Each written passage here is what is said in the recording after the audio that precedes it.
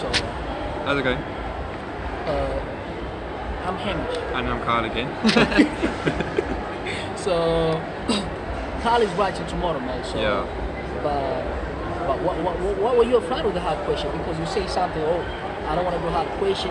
You don't want to do the hard question because why do you have a fear? It's just like some of it looks challenging, but it's actually not, and it's breaking it down so it's not challenging anymore. That's more of the problem. It can be very hard, but trying to identify how to break it down is more of an issue for me. But it's doable. It's not impossible, basically. It's just manipulation the whole time can be a bit of a problem. I know you can do it.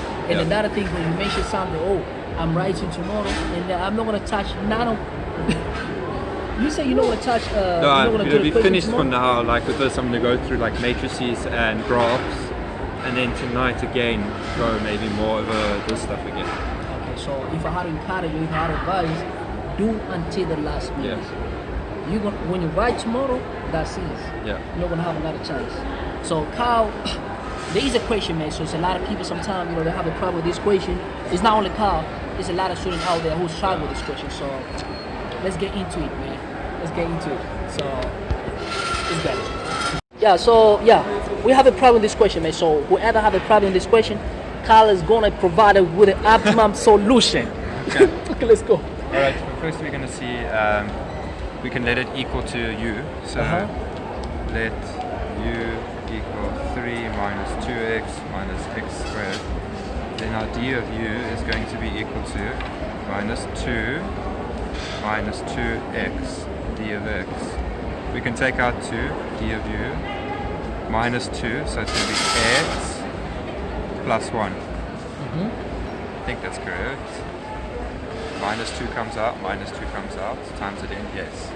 We can divide by negative 2, so it's going to be du over negative 2 is going to be equal to x plus 1 d of x. But we don't have this here, but we can sub it in. So we're going to say the integral of x plus 1 minus 1 over that what we had, 3 minus 2x minus okay, x so if squared. I had to ask you, I personally don't understand what you did there. Could you please explain to me? Because I know a lot of people, so they might get confused about this part. Like, you were here. This part.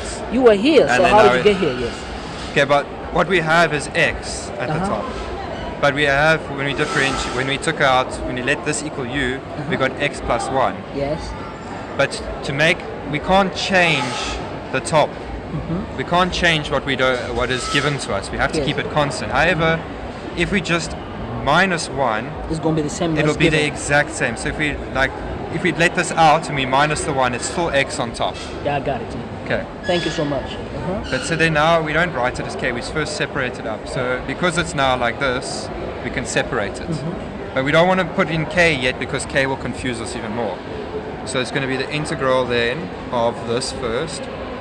X plus 1 over, we're going to separate it, minus 3 2x minus x squared d of x minus, again, because there's a minus there, so I'm going to leave it as 1 now, over 3 minus 2x minus x squared d of x. This we know is k, so this can go out, so it's going to be equal to the net 1 integral of 1 over square root of k dk. And then this side we'll have to do you'll have to do the completing the square to get the final answer for this one. So it's going to be 1 over completing the square.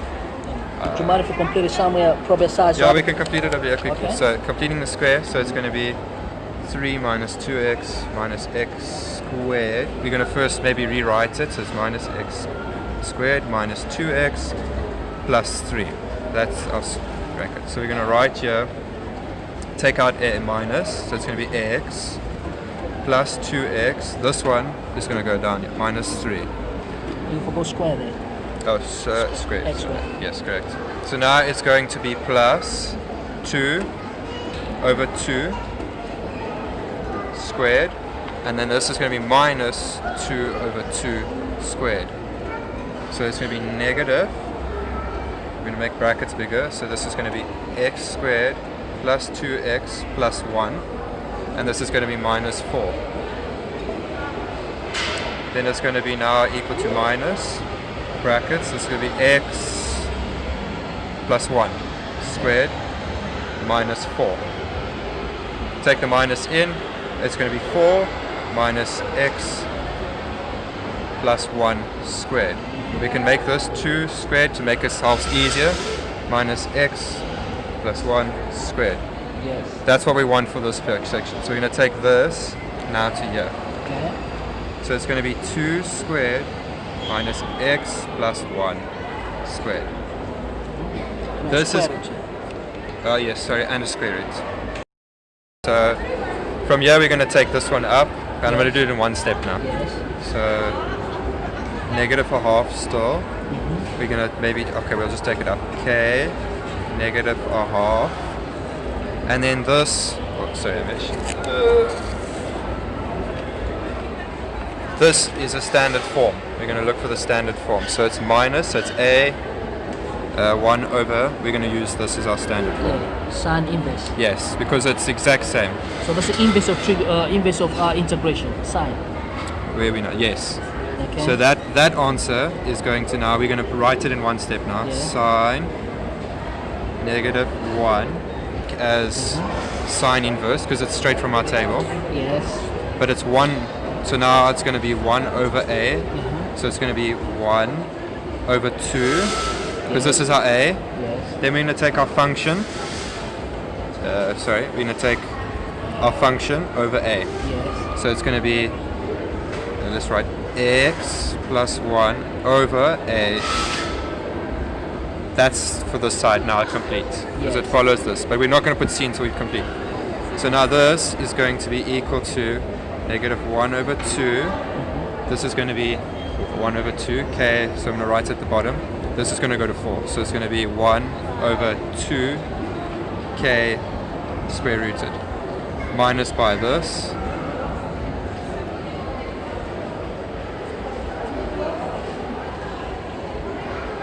But we're not going to, we've got to first finish this. So this is going to be negative 1 over 4. Then it's going to be k, which we had over, where's our k? I think it was u. Oh, sorry, it was u, not k. That must be u. No problem, it's fine. That must be u. Sorry about that. And so it was this. 3 minus 2x minus x squared. 3 minus 2x minus x squared minus a half sine negative 1 x plus 1 over 2 plus c. Okay, thanks a And lot, that's Carl. Advice now. Just a little advice for the people who do similar stuff or probably expect to do the same stuff as well. It's just Just advice. accuracy. Myself, I have the problem with accuracy, just following through. Like even now, I used a substitution of u, and then halfway through I put in k instead of carrying on with u. So that's a problem, just substitution. Also, doing the questions a lot of times and getting the correct outcome while at home will help you in the exam. When you start going through the questions and you wonder like, is this correct? If you have done enough practice at home, you will see the outcome. And then when you start seeing the outcome in the exam, you can be like, hold on, I've done a mistake, compared to what you've done at home. And then if you're getting the answers correct in the exam, then you can say, okay, well, I'm following the correct method. Is this outcome possible? And then you think back to when you did the exercises at home. Did you get that kind of outcome? Yes. And then you know, okay, well, then I'm following the correct method. So that helps me a lot in all my other subjects. I like do strength of materials. I know if I'm working with thickness or something, is the answer that I got at home similar to what I'm getting in the exam? Obviously it's not going to be the exact same, but going through enough questions you can go like get an understanding, like you can look at an answer and see that's not right. But if you've done enough work you can see, okay, I can see that what I've done, that answer cannot be right. And that helps me a lot with this and all my other subjects. So guys, you had, so that's advice from Carl. But just one thing, sometimes I get mad for Carl. I mean, Carl's He knows everything. Any question give to him, he's gonna do. But just for some reason, he never give me 98, 97. Yeah. I'm just mad at him for that. Yeah, it's Okay. accuracy. That's Yeah. my problem is accuracy. So It's if you're going to do the work, make sure you follow it correctly. You don't have 2 days to do the work. You only have a set amount of hours per the exam. But make sure what you are doing, you're giving your absolute focus to, and follow through. Don't just like make me like I did a stupid mistake with U and K. Don't mix that up because the minute a lecturer sees that, it's north from there because you don't know what you're doing. okay, so since now you have identified your weakness, Yeah. so how have you prepared for it? Because remember you're gonna write very soon. You have like Yeah. plus minus 24 hours to go. Yeah. So I want you to tell me how have you prepared for that? I mean, as far as working your Well, in the your exam- mistakes and Well, in the exam. which marks should you expect from you because we want the promise. Yeah. See, because when you say you promise, means you're gonna have to keep your word. Yeah. So how have you prepared for your Well, as far as making a lot of mistakes? it goes with the exam tomorrow. It's methods and expanding everything as far as possible, showing steps, not skipping steps at all. Show work if it's like something stupid like differentiation of x squared, do it separately so that you don't make a mistake. Show the steps because that's how you get more marks. Just doing all the steps. Don't skip the steps. And then now just work flat out. Even if you're tired, work flat out till tomorrow, and then tomorrow night after exam, well then you can crash. Then you've done it.